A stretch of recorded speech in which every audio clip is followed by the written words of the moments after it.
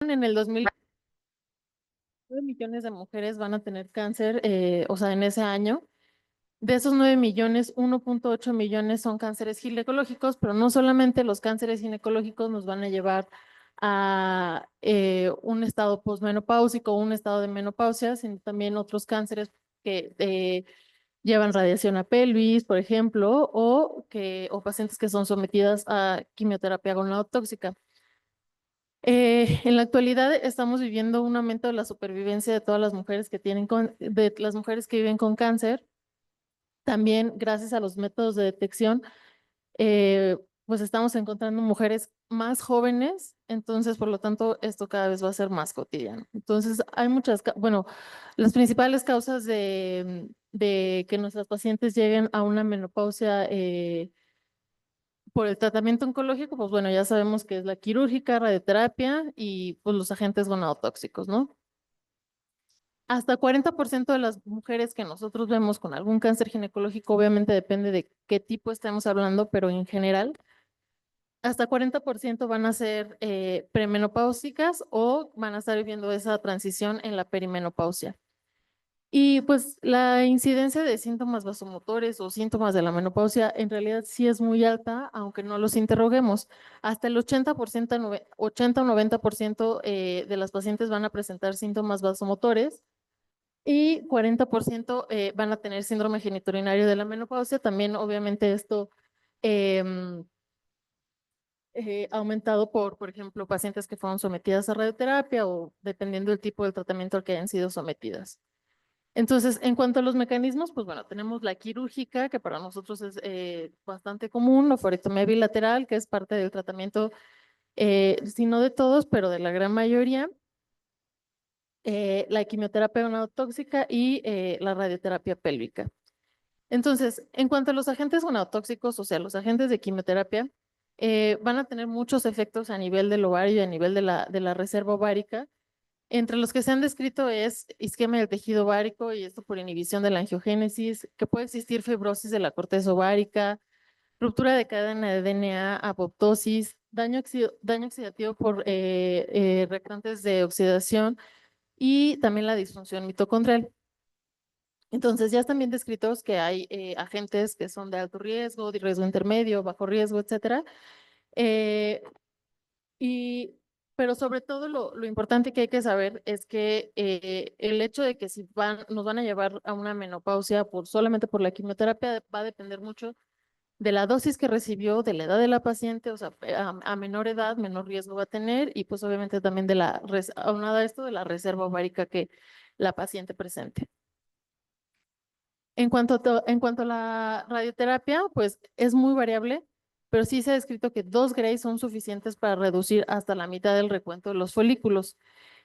Y, por ejemplo, para llevar una insuficiencia prematura inmediatamente después de recibir radioterapia, se necesitan, por ejemplo, 20.3 Grays al nacer y a los 30 años va disminuyendo, solamente se necesitan 14.3. Esto para llevar una insuficiencia ovárica prematura. Entonces, pues el efecto que va a tener la radioterapia a ese nivel, pues también va a depender de la edad, de la dosis que recibió, si fue dirigida hacia órganos reproductivos y el sitio hacia donde se radió. Entonces, por ejemplo, aquí el cáncer de colon también puede tener este efecto, no solamente los ginecológicos. Y pues bueno, ya entrando un poco más en lo que es la menopausia y todo lo que con esto nos contrae las pacientes, pues tenemos muchos signos y síntomas asociados que en ocasiones van a estar o no van a estar bien definidos o se pueden, el efecto también de la quimioterapia puede hacer que confundamos estos síntomas, pero sobre todo, y también va a estar influenciada por factores raciales, étnicos, socioculturales, personales. Pero bueno, ya sabemos que vamos a tener síntomas vasomotores, cambios de temperatura, bochornos, cambios de humor. Esto también va a traer, o sea, nos puede traer alteraciones en el sueño. Y pues el síndrome, ya les había mencionado que hasta el 90% de las pacientes, en comparación con pacientes menopáusicas que no son sobrevivientes de cáncer, incluso ellas lo van a presentar más. El síndrome genitourinario de la menopausia, pues también vamos a presentar resecado vulvovaginal, comezón, prurito, eh, disfunción sexual, obviamente no solamente por el síndrome genitourinario de la menopausia, pero por todo el contexto que puede tener esta paciente y pues otros signos y síntomas asociados, pues van desde los esqueletos musculares, los cambios de humor, disminución de la libido, alteraciones del sueño, etcétera. Entonces, consecuencias a largo plazo que nosotros tenemos que tener en cuenta y que es lo que debemos como basarnos para saber si vamos a proponer o no y tenemos que tomar en cuenta, pues bueno, una de las principales consecuencias es deterioro cognitivo o demencia. Y se describe así tal cual que hay o sea, un deterioro de las funciones mentales superiores, pero incluso también puede ser hasta glaucoma, por ejemplo, o sea, daño al nervio óptico por nuestros tratamientos y que esto se deteriore. Entonces, se ha descrito hasta 2 veces más riesgo de deterioro cognitivo y demencia en pacientes que son sometidas a una oforectomía bilateral, y sobre todo si se hace antes de los 50 años. Si se hace antes de los 50 años, pero la paciente o sea, se lleva con terapia de reemplazo hormonal hasta antes de los 50 o hasta más o menos la edad promedio, pues va a disminuir este riesgo. Sin embargo, si se empieza después de los 65, 79 años, pues no va a haber ningún beneficio y al contrario puede ser que nos aumente más el riesgo. La ansiedad y depresión, pues bueno, esto es como una esfera muy variable porque también no solamente está dada por esto, o sea, por la deficiencia de estrógenos, también va a estar dada por otros factores, pero sí hay algunos estudios que describen, o sea, que eso, o sea, se puede presentar de nuevo en pacientes que no tenían factores de riesgo o que no lo habían presentado. No está bien definido, o sea, la relación, edad, si la histerectomía ayuda o no ayuda, pero pues tenemos que tomarlo en cuenta. Y pues obviamente también esto va a estar más presente en mujeres más jóvenes y mujeres con cáncer. En cuanto a la función sexual, pues bueno, esto va a estar también de acuerdo a la etiología por la cual la paciente ha llegado a la menopausia, lo que ya les decía, o sea, si la paciente fue sometida a radioterapia o algún otro tipo de cirugía que cambie un poco la forma en que ella lleve esta esfera de su vida. Está dada también por cambios en la etapa de su vida, no es lo mismo que se presente en una etapa joven a que se presente ya en una edad adulta y pues por factores personales. Y algo también que es muy importante es la pérdida ósea. A los 3 años, o sea, el pico de pérdida ósea va a estar dado a los 3 años del inicio y posteriormente la densidad ósea va a disminuir hasta 1.2% anual. Entonces, esto es un área que nosotros estamos obligados a cuidar. Y en cuanto a la enfermedad cardiovascular, pues está más que descrita. Los primeros que lo describieron fue en el estudio Framingham, que la menopausia aumentaba el riesgo de enfermedad cardiovascular comparadas con mujeres de su mismo grupo de edad sin deficiencia de estrógenos. También va a haber disfunción endotelial, mayor riesgo de angina de pecho y hasta el 66% pueden presentar insuficiencia cardíaca. Si nosotros otorgamos terapia de reemplazo hormonal, esto puede disminuir hasta un 4% después de los 45 años. Y pues también la mortalidad por todas las causas y la mortalidad cardiovascular va a estar aumentada. Y pues bueno, los beneficios de la terapia de reemplazo hormonal, pues ya los mencioné, ¿de acuerdo? Entonces tenemos que, aquí está una tablita para todos los aspectos que tenemos que considerar al momento de prescribirla. Idealmente, pues antes de los 60 años nos previenen de progresión de aterosclerosis, enfermedad coronaria, mortalidad por todas las causas, pero lo que me interesa aquí hacer hincapié pues, son los riesgos que ya conocemos. El tromboembolismo venoso, la enfermedad cerebral, demencia y sobre todo el riesgo que tiene en cáncer de mama cuando solamente usamos progestinas y otros cánceres, por ejemplo, el cáncer de endometrio o en la exposición o exposición a estrógenos sin oposición para el riesgo que tiene. Entonces, estos riesgos pues, se tienen que tomar en cuenta porque no se separan o no se separan de las sobrevivientes con cáncer. Entonces, también lo tenemos que tener en cuenta y si hay alguna contraindicación, pues las pacientes con cáncer también las van a tener. Hay que tomar, o sea, ya para tomar en cuenta qué necesitamos en tomar en cuenta en estas pacientes, pues van desde la edad, el tipo de tumor que tuvo, la etapa clínica, si la paciente va a requerir o no el uso de terapias antiestrógenos, si es parte de su tratamiento oncológico y si tienen alguna comorbilidad concomitante. Y pues las estrategias las traspolamos un poco de las recomendaciones generales, ya que la evidencia está basada pues prácticamente en metaanálisis, estudios retrospectivos y son pocos en realidad los ensayos clínicos aleatorizados que tenemos. Em, ya sabemos que tiene el riesgo, o sea, que la terapia tiene un riesgo-beneficio favorable debajo de los 60 años y hasta 10 años después del inicio de los síntomas. Estrógeno solo, o sea, solamente estrógeno, solo en pacientes que tienen histerectomía, que no tienen un endometrio eh, o sea, que no tienen útero.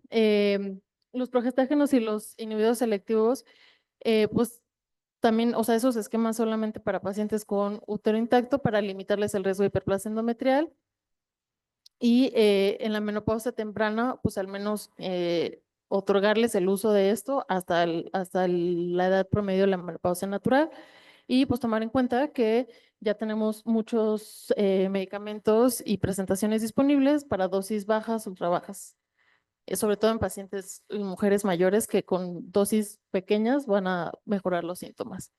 Y pues la vía tópica vaginal también esto es algo que tener mucho en cuenta, aunque la información es escasa, sí sabemos que los riesgos, bueno, la absorción es muy baja y los niveles de estrógeno permanecen en rangos de posmenopausia.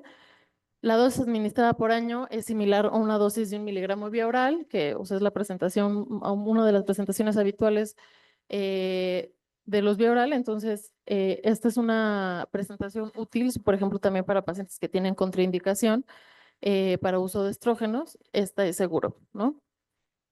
Y en cuanto a las estrategias hormonales que tenemos, ya no voy a andar mucho en esto, pues ya sabemos que son estrógenos sistémicos, estrógenos vía vaginal y las progestinas, ¿no? Para contrarrestar el uso o la exposición a los estrógenos. Para los estrógenos, pues tenemos desde dosis estándar, bajas y ultra bajas en sus diferentes presentaciones.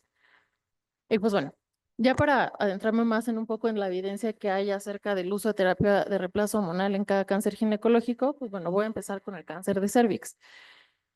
Más o menos al año tenemos 600,000 casos, la mayoría de ellas van a ser premenopáusicas, menores de 45 años, y pues en etapas clínicas tempranas 1 y 2, la supervivencia de 5 años es del 92%. Entonces tenemos mujeres que van a vivir pues una parte de su vida con estos síntomas.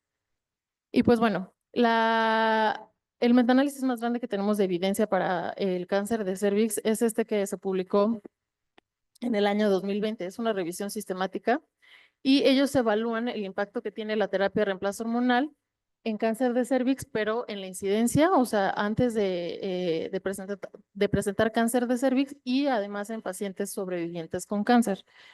Entonces, en cuanto a la incidencia, ellos no encontraron asociación de la terapia de reemplazo hormonal y la incidencia de CACU. Hay algunos artículos que describen alguna posible protección para el carcinoma escamocelular y otras que describen un leve incremento en la incidencia de adenocarcinoma, pero esto no tiene la evidencia robusta como para afirmarlo. Y en cuanto a los resultados oncológicos en pacientes que sobrevivieron con cáncer, encontraron varias revisiones sistemáticas y incluso también un ensayo clínico aleatorizado, donde no encontraron diferencia en la supervivencia a 5 años, no aumentaron la recurrencia y además las pacientes refirieron menos complicaciones y menos síntomas asociadas a las complicaciones de radioterapia. Entonces, el ensayo clínico que ellos mencionan es este, que aunque es viejito, es de los únicos que hay en la literatura. Fue publicado en 1987, pero ellos contaron 120 pacientes con cáncer de cervix en etapa clínica 1-2. Em, Hicieron dos grupos, el grupo control y el grupo que se le administró terapia de reemplazo hormonal. En el grupo control había 40 pacientes y en el otro grupo había 80 y estos dos fueron, o sea, se les dio una terapia distinta. La siguieron a 5 años y evaluaron el efecto del tratamiento. Sobre todo se centraron en calidad de vida y en resultados oncológicos, sobre todo en recurrencia. Entonces, con encuestas al seguimiento a 5 años, las pacientes referían que tenían más control de síntomas climatéricos, bochornos, etcétera, sin efectos secundarios, que les ayudaba también a las complicaciones por radioterapia y la supervivencia y la recurrencia, aunque sí mostraron diferencia, estas no fueron significativas. Y bueno, otro estudio ya para terminar aquí fue este estudio que se publicó en el 2024. Es un estudio multicéntrico que evaluó la terapia de reemplazo hormonal en pacientes menores de 51 años que habían recibido radioterapia por cáncer cervicouterino. Ellos evaluaron el impacto en la supervivencia, los síntomas y la calidad de vida. Fue una encuesta y entonces evaluaban el uso, o sea, de pacientes que usaron la terapia de reemplazo hormonal fue hasta el 78% y sobre todo estaba asociada a pacientes que tuvieran menor edad y menor comorbilidades. En la supervivencia global fue mayor en mujeres que tenían terapia de reemplazo hormonal y no había tampoco evidencia de recurrencia o mortalidad. Y entonces ellos concluyen que pues les ayudaba al alivio de los síntomas, era segura, benéfica y si no había contraindicaciones, pues era una adecuada opción para estas pacientes. Y bueno, ¿qué hay del adenocarcinoma, no? Por la evidencia que ya les había platicado. Más o menos una tercera parte de los adenocarcinomas van a presentar receptores de estrógenos positivos. Entonces, en este estudio retrospectivo juntaron mujeres menores de 50 años con cáncer de cervix en etapa clínica 1 y hasta 2B desde el 2000 hasta el 2019 y las juntaron en 3 grupos. Solamente en todo este periodo de tiempo se juntaron 58 pacientes y los 3 grupos incluían pacientes que habían recibido, que habían preservado la función ovárica, pacientes que habían recibido terapia de reemplazo hormonal y pacientes que no habían recibido terapia de reemplazo hormonal, que son estos tres. 25 en las pacientes que habían conservado la función ovárica y 20 y 13 en los grupos de sí con terapia de reemplazo hormonal y sin terapia de reemplazo hormonal. Y entonces lo que ellos evaluaban era, uno, la supervivencia libre de enfermedad y la supervivencia libre de enfermedad. Entonces, el 75% de las pacientes que no recibieron eh, terapia de reemplazo hormonal versus 95 en pacientes que se habían recibido o que habían preservado su función. Y la supervivencia libre de enfermedad a 5 años había sido del 65%, o sea, menor, en las pacientes sin terapia de reemplazo y 90 y 81% en las pacientes que habían preservado la función y 90% en las pacientes que habían recibido terapia de reemplazo hormonal. Entonces, con esto podemos concluir que aunque, o sea, no hay mucho menos evidencia, o sea, hay menos evidencia de evidencia robusta que en pacientes con cáncer de cervix celular, pues aquí en este escenario tampoco parece ser perjudicial y pues solamente que sí necesitamos como más estudios que sostengan estos datos. Y bueno, hay muchas guías, ¿no? De terapia de reemplazo en pacientes sobrevivientes de cánceres ginecológicos, entre ellas la Sociedad Internacional de Ginecología Oncológica y la para el Estudio de la Menopausia. Entonces, en general, para el cáncer de cervix escamocelular, la terapia de reemplazo hormonal sí se puede ofrecer después de una buena consejería. Y en adenocarcinoma se puede ofrecer en casos seleccionados, tomando en cuenta si tiene o no receptores hormonales, pero esto necesita como un manejo un poco más individualizado y una consejería más individualizada. Concluimos aquí que, pues bueno, es razonablemente segura, que no va a impactar en la recurrencia ni en la supervivencia global, que incluso va a mejorar la calidad de vida y pues tener en cuenta las consideraciones generales de la terapia de reemplazo hormonal, que si son pacientes que conservaron su útero, pues tenemos que también preservar los riesgos en cuanto a la prescripción. Y bueno, en cuanto al cáncer de vulva y vagina, la evidencia se extrapola del cáncer de cervix. O sea, ya sabemos que la mayoría de estos no son hormonodependientes, dependen de BPH, o sea, tienen más o menos el mismo mecanismo que el cáncer de cervix. Por lo tanto, también concluimos que en este escenario es seguro ofrecer la terapia de reemplazo hormonal.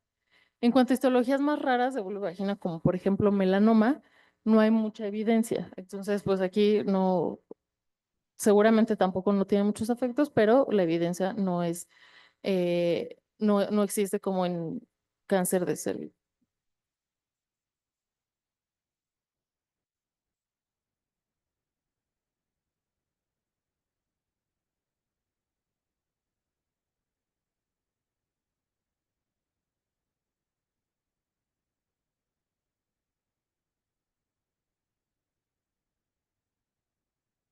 Y bueno, ya yéndonos de más a menos, el cáncer de ovario, pues bueno, el cáncer de ovario ya sabemos que la edad de presentación va a ser un poquito más alta que en las pacientes con cáncer de cervix. Aquí solamente el 17% van a ser menores de 40 años, pero existe una correlación entre el uso de los estrógenos exógenos y un riesgo aumentado de cáncer de ovario. Entonces, tenemos este artículo que fue publicado en el 2015. Ellos evalúan la terapia adyuvante hormonal, si es que tiene un efecto en la sobrevivencia en las pacientes que tuvieron cáncer de ovario epitelial, y este fue un ensayo aleatorizado. Fue un ECA fase 3.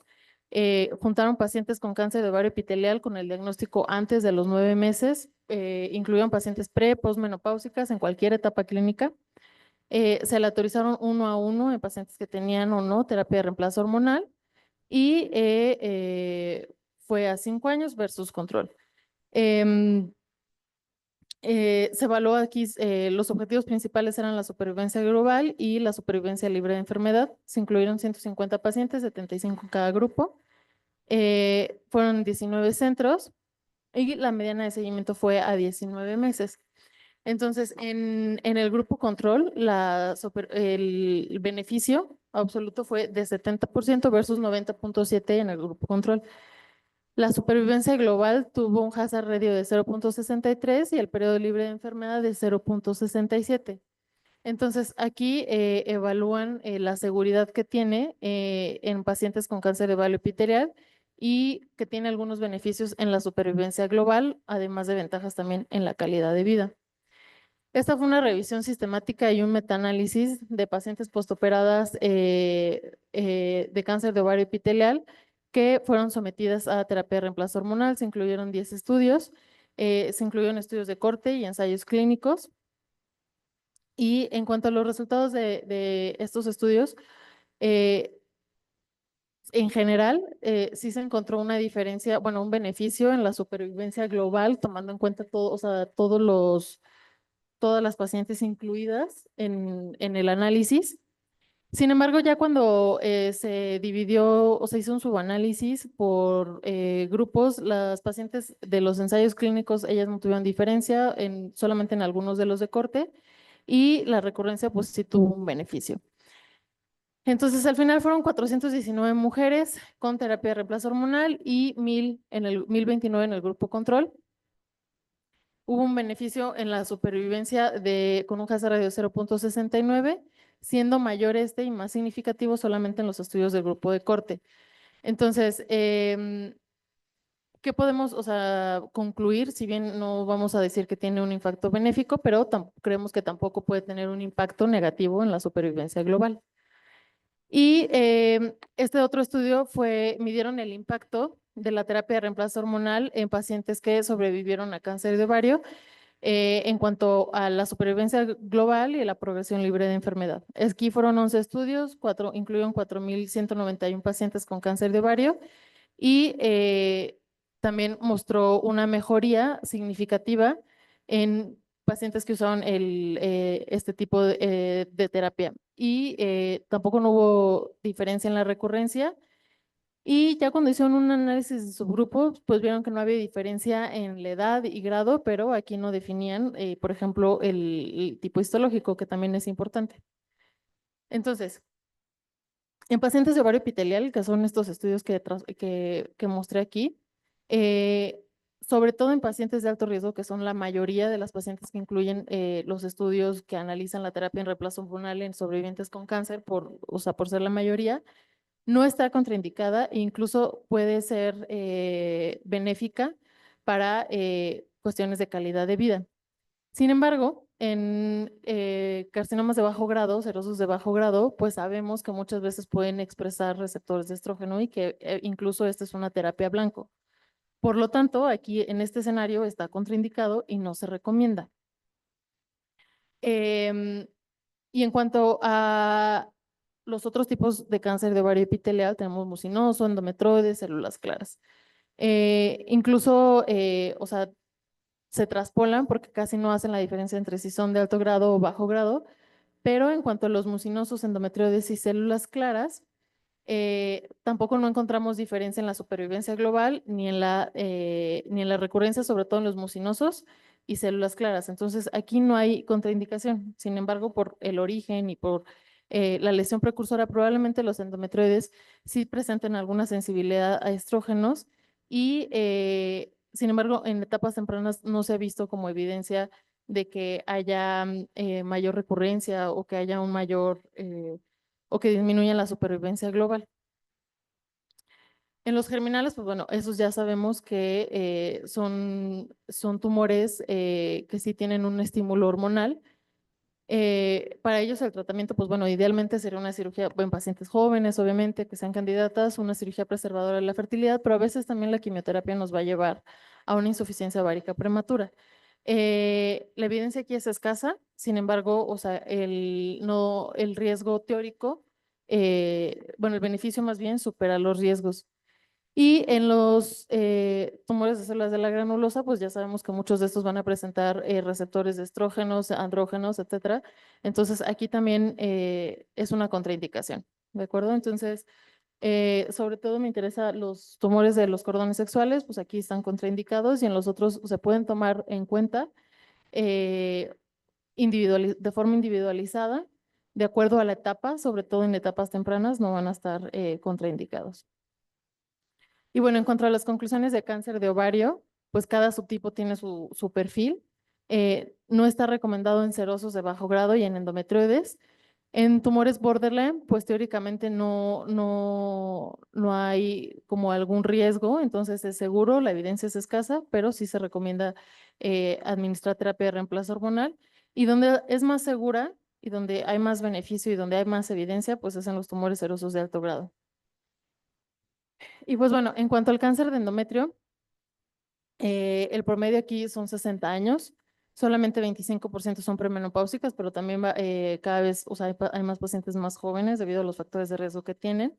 Históricamente aquí no está aceptada por el riesgo que tiene la exposición a estrógenos exógenos contra el estímulo hacia el endometrio y sin oposición. Entonces, pues bueno, pero vamos a ver qué hay aquí, ¿no? De evidencia.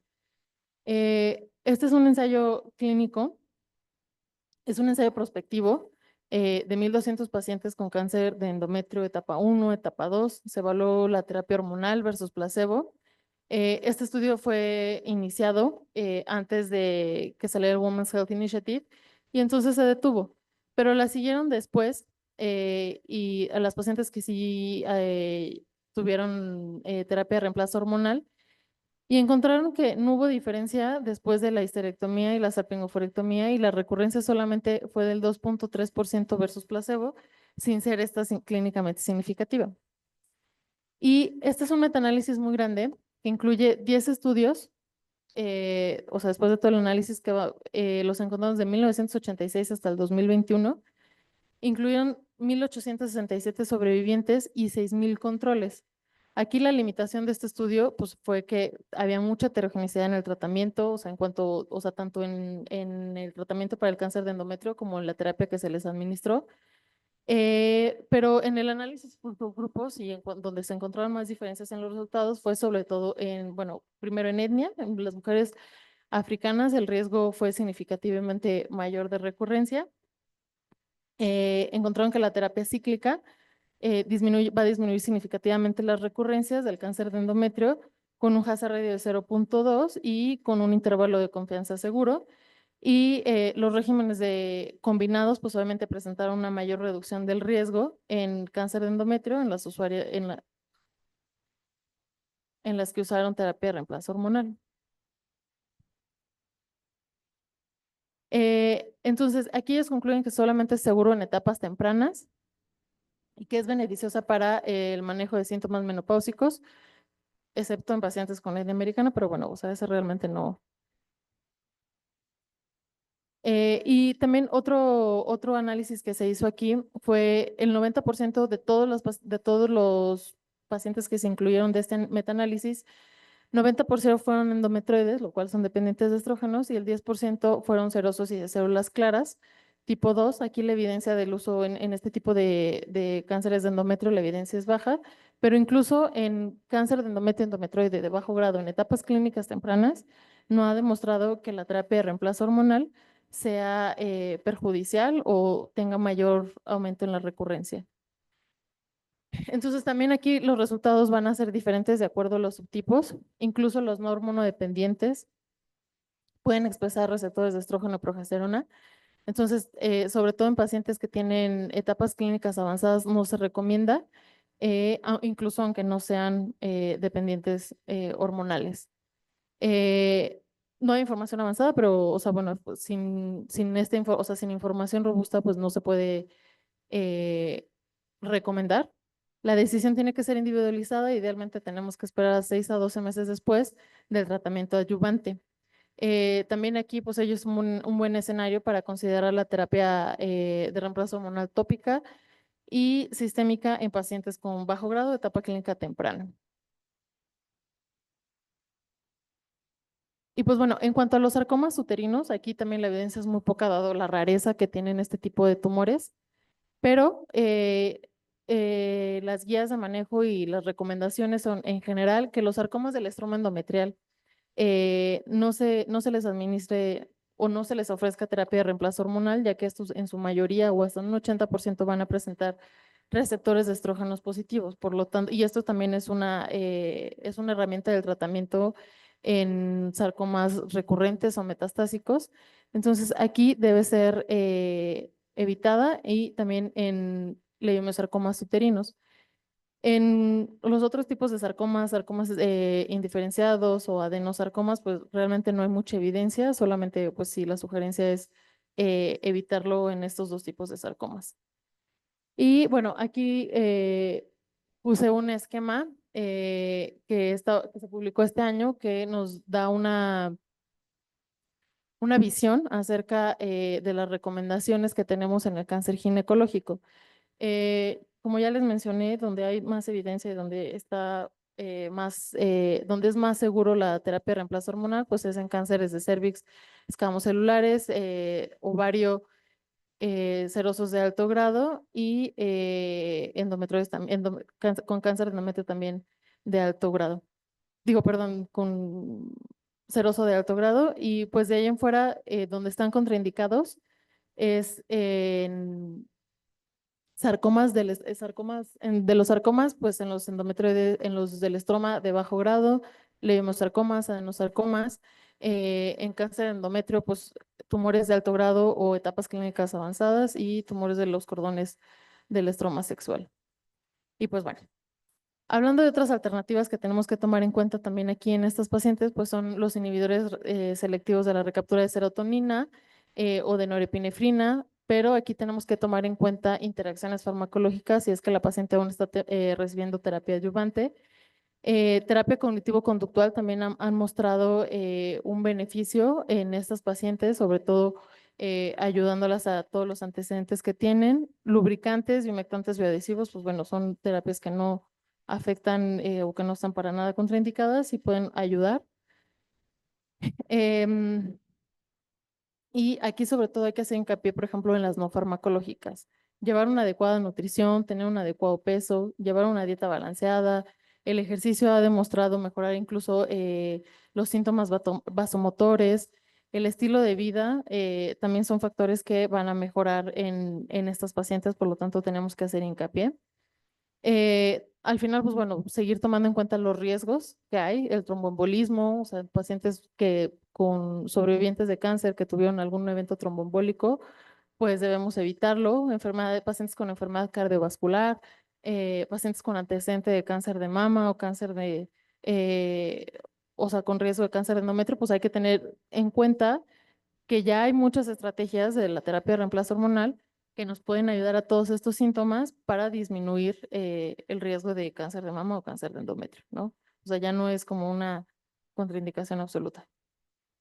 Y pues bueno, como conclusión, pues hay que hacer un uso individualizado de la terapia de reemplazo hormonal, tomando en cuenta la edad de la paciente, los síntomas que tiene, si tiene o no enfermedades cardiovasculares, enfermedades de la alteración de los lípidos, eh, si tiene alguna comorbilidad como tromboembolismo, el tipo de cáncer que tuvo, la edad que tiene, sobre todo la edad de inicio y considera que es que sí son candidatas por los beneficios que estos llevan. Entonces, no dejarlas pasar, hacer incluso hincapié en la consulta de los síntomas que está teniendo, porque sobre todo porque pues, van a presentar, algunas de ellas van a presentar síntomas más marcados sin que nos demos cuenta y considerar otras terapias e interrogar y buscar estos síntomas.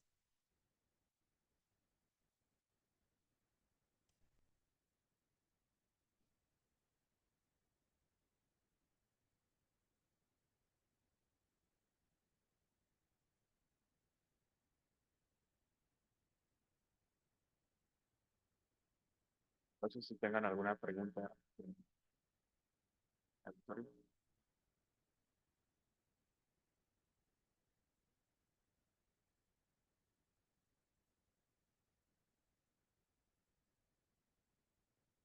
Adelante.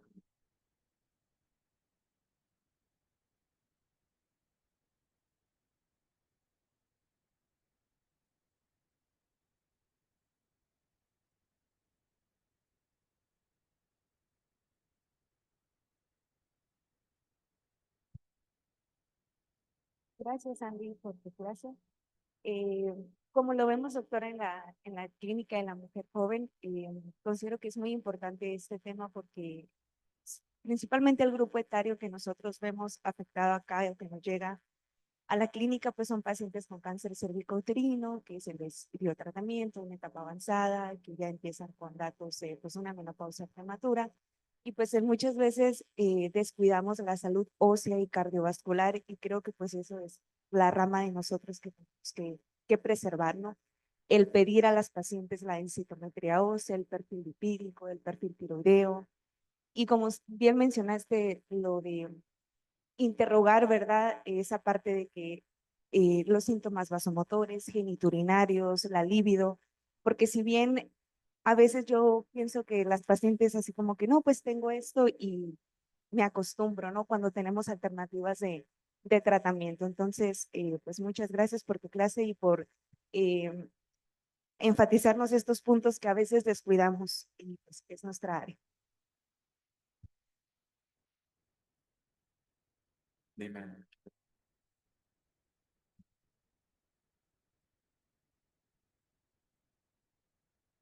Hola, buenos días. Gracias, Andrea, por tu presentación.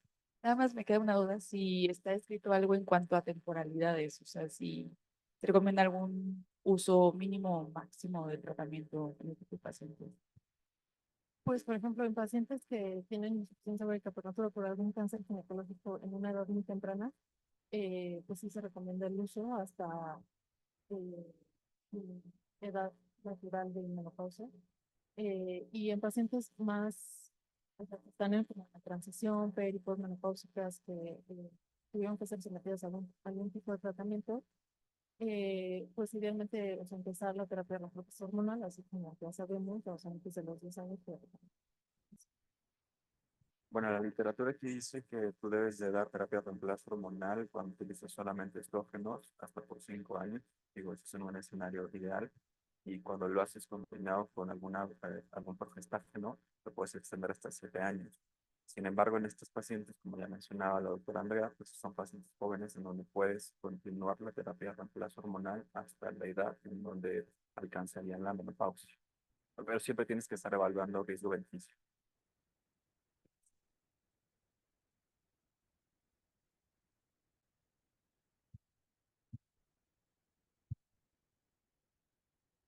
Gracias, Andy, por tu plática. A mí me queda duda en cuanto a los tratamientos no hormonales que mencionábamos y que sí los utilizamos igual en la clínica de la mujer. Este, ¿Hasta por cuánto tiempo se puede extender este tratamiento y qué seguimiento pues sería el ideal darle? Porque finalmente nosotros las vemos aquí en la consulta, pero muchas de estas pacientes también tienen seguimiento pues en hospitales psiquiátricos o con médicos externos. Entonces, ¿cuál sería el escenario ideal para hacer a estas pacientes? De la terapia de reemplazo, o sea, terapia Normal.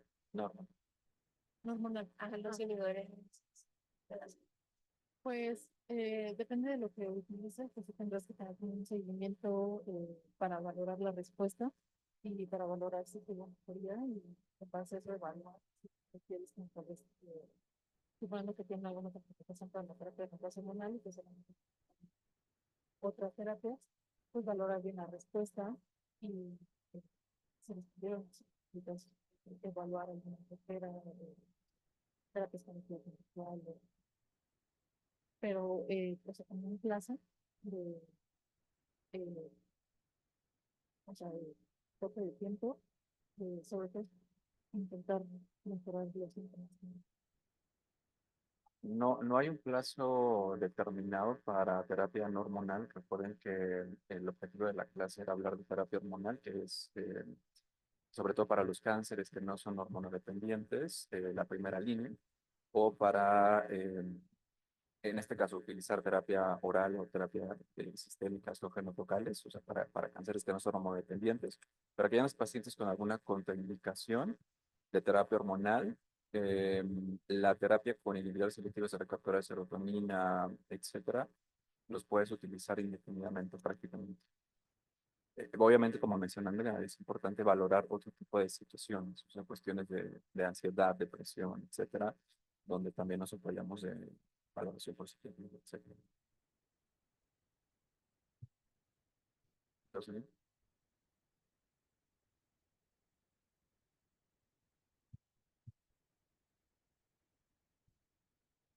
Este, es común en las consultas de este tipo de pacientes que te pregunten dos cosas.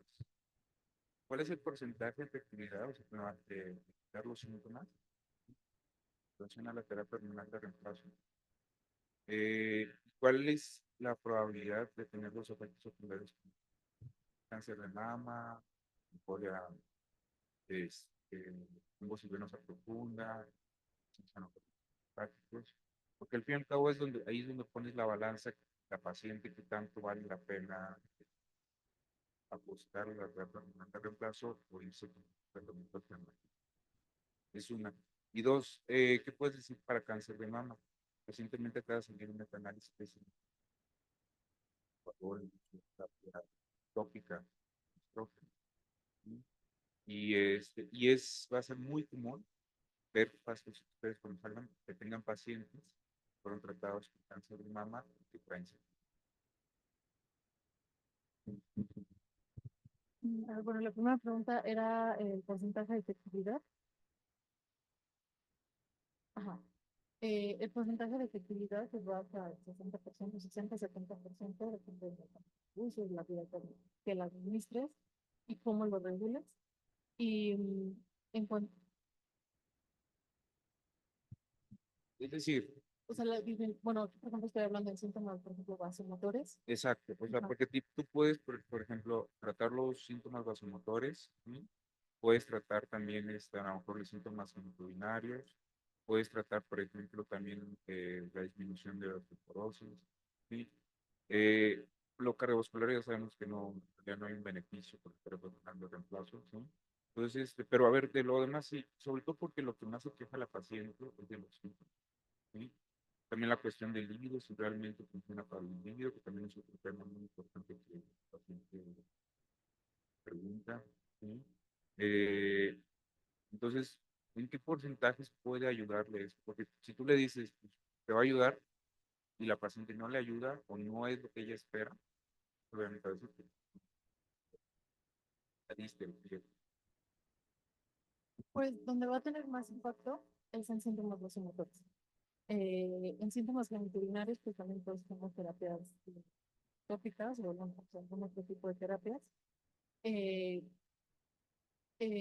lo de la libido no siempre va a responder tan bien. Incluso por eso hay cosas de moda que realmente no sirven como para personas idénticas, cosas así. Pero donde va a tener más impacto es en síntomas vasomotores. Y en cuanto a toxicidad, pues también ya hay, o sea, esquemas descritos para prevenir este riesgo de cáncer de ovario y cáncer de mama. Y sobre todo, por ejemplo, bueno, eso en pacientes con cáncer de mama y cáncer de endometrio y pacientes con trombosis, pues si tienen el riesgo, o sea, si tienen un riesgo establecido, pues entonces sí sería mejor evitarlo, porque esto puede aumentar y puede ser que se presente.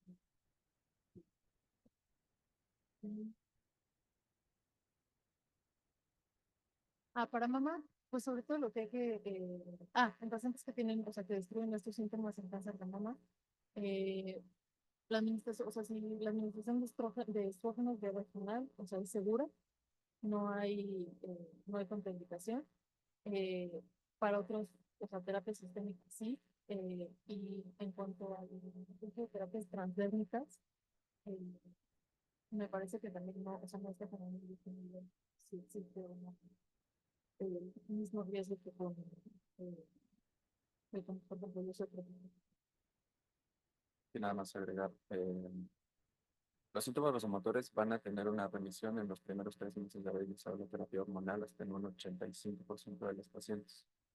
De la experiencia de aquí en la clínica y de lo que se ha consultado en la literatura, en las fuentes realizadas, son pocos los riesgos con respecto a tromboembolismo, eventos vasculares o infartos en estos pacientes. La verdad es que aquí en la clínica más joven, en los últimos 4 años, no he visto una sola paciente que después de terapia de reemplazo hormonal haya tenido una trombosis venosa profunda, por ejemplo, o cáncer de mama asociado a la terapia hormonal.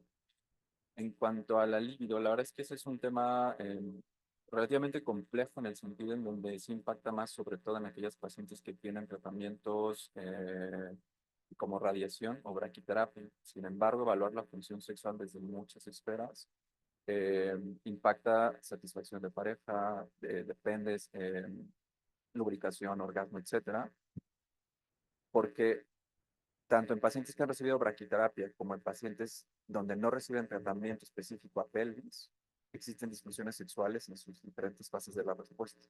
Entonces, evaluar en general el deseo sexual es algo todavía mucho más complejo. Entonces, la terapia de reemplazo hormonal, sobre todo con testosterona, incrementa el líbido en algunas pacientes. Sin embargo, es el escenario que tenemos que evaluar en ese contexto es multifactorial. O sea, tengo que evaluar satisfacción de pareja, como ya mencionaba, etcétera, etcétera. Doctor Isa. Gracias. Felicidades, Andrea, por la charla. Mi pregunta está enfocado al manejo que se uno, al que le estamos dando a nosotros a nuestros pacientes. Si bien mostraste que la evidencia en desde 50 años es cuando tiene un impacto en cuanto a modificaciones, mencionaron eh, vasculares, cardiovasculares, que daría. Quisiera también preguntar a ustedes si realmente tiene un impacto óseo, aumentar un cognitivo, o sea, todos los aspectos dentro de la esfera que vive una paciente, pues se ha visto como cierto beneficio. Sé que aquí nuestro centro, o al menos en la clínica, pues tienen un límite de edad, o sea, si ya supera al menos 1 o 2 años ese límite de edad, ya no se acepta. Quisiera saber, uno, ¿por qué no prolongar la edad en cuanto a nuestro centro para aceptar a las pacientes, dar una terapia de reemplazo hormonal que realmente tiene un efecto directo en calidad de vida? Mencionaste en algunos, sobre todo creo que en ovarios, decías, pues la evidencia muestra que no hay un impacto en supervivencia. Realmente no está dado por otros factores, muy probablemente por el, el tipo de tumor, la agresividad del mismo tumor, otros aspectos de forma general de la paciente y del cáncer. Pero aquí lo que se busca es incrementar la calidad de vida. O sea, es lo fundamental que se busca, y la evidencia actual, pues mostraste toda la evidencia que hay sobre los tumores ginecológicos. Ha habido en tumores de mama, y de hecho aún en hormonosensibles ya le están dando tratamiento de reemplazo hormonal para mejorar calidad de vida. Creo que ese es el objetivo que se busca en estas pacientes. Y la segunda pregunta, una sería la edad. La siguiente pregunta sería, si bien pues el reemplazo hormonal es como una de las esferas de lo que queremos impactar en calidad de vida de la paciente, pero también sabemos que hay un aspecto, bueno, nutricional, psicológico, de rehabilitación, que lo hemos visto en algunas pacientes que se envían, por ejemplo, a rehabilitación pélvica, también mejoran muchos síntomas. No todo es hormonal, simplemente es verlo como de una forma pues más multimanejo o multidisciplinaria para tener un mayor impacto en las pacientes, en la mayoría que ya las hemos visto que pues, tienen mayor probabilidad de supervivencia, impactar directamente en su calidad de vida. Quisiera saber su...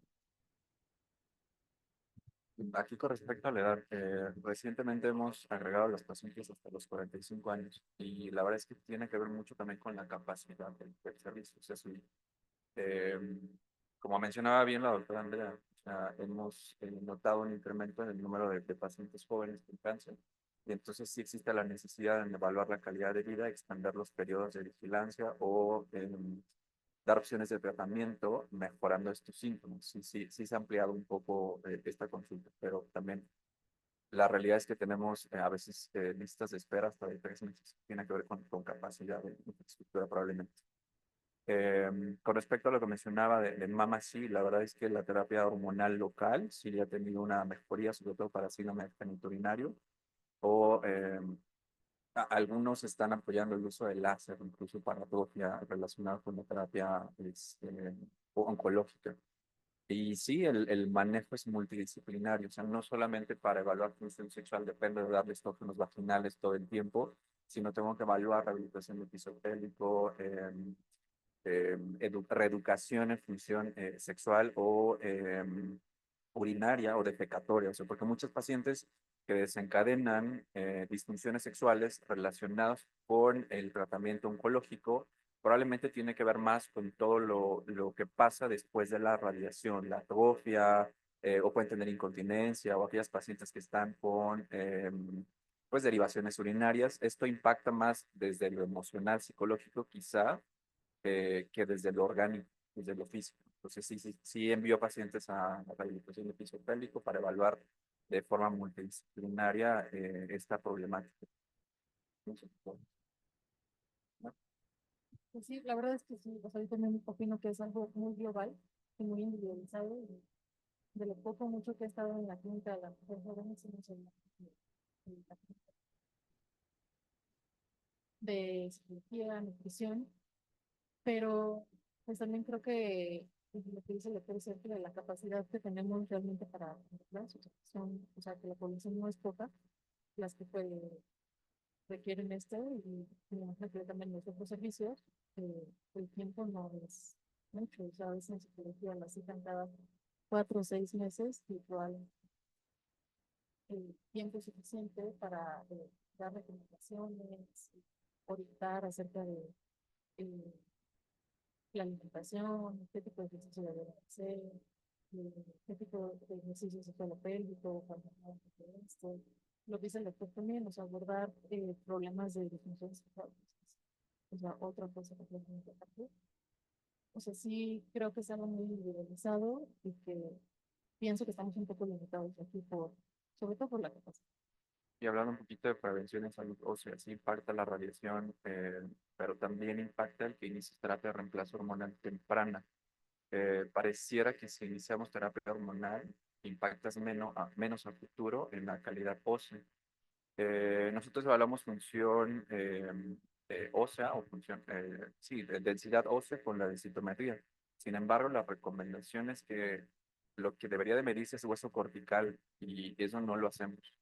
Entonces, existe una limitación también para evaluar eso. Pero hay muchos estudios a nivel internacional que para mejorar la calidad ósea, las pacientes, aparte que hagan ejercicio, levanten pesas, puedan hacer este tipo de ejercicios que se llaman mind body, mente, cuerpo, etcétera. Y eso sí ha habido, pareciera un impacto en la densitometría, sobre todo en columna lumbar. Entonces, sí pareciera que hay algunas opciones con respecto a eso, pero en el instituto la verdad es que estamos limitados, no hay como un ejercicio o un área de fisioterapia específica en este tipo de pacientes. Y creo que es nuestra área de oportunidad, o sea, aquí yo lo veo como un área de oportunidad que, si bien lo están comentando, llega a ser necesario, probablemente pueda ser, ¿no? Ser, o sea, si bien estamos en algo que se pensó de ustedes, eh, pues yo creo que podríamos verlo así, o sea, en algún momento de considerar eso, porque hasta la misma meditación que en el mismo CAI, que ya acabo de nombre, pues se daba a las pacientes también, mejoraba también el aspecto pues, espiritual, físico, podría probablemente también ser parte de la actividad que estamos comentando. Pero Sí. felicidades. Sí, digo, creo que hacen otros especialistas que pudieran también aportar respecto a función sexual, sexólogos, terapia, pues psicólogos enfocados a la cuestión sexual, psicoterapeutas, sí. Yo creo que hay muchas áreas de oportunidad. Y como ya, Doctor. como ya se comentó, deben de recordar que el tratamiento es multidisciplinario, específicamente hablando de la terapia de reemplazo hormonal.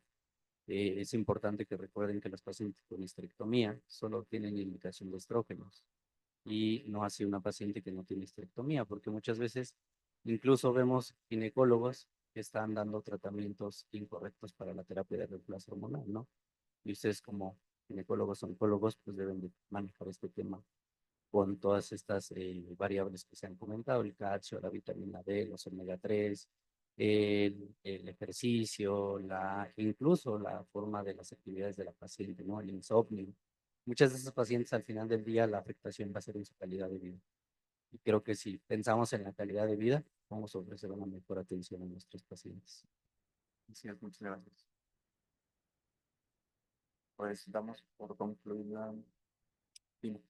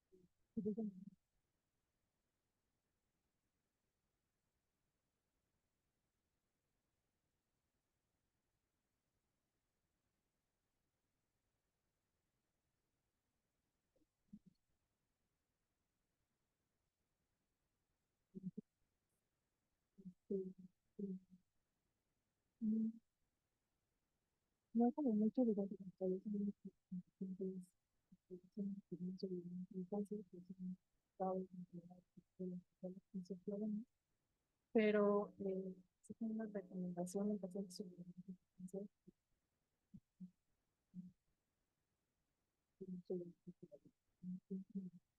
utilizar lo que sí tiene evidencia, sí tiene evidencia, para evitar.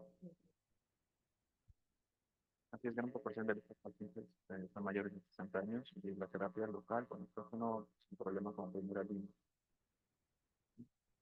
Y el estrógeno no evidencia tan fuerte que respalde. Muy bien, pues muchas gracias, vamos por terminar la sesión.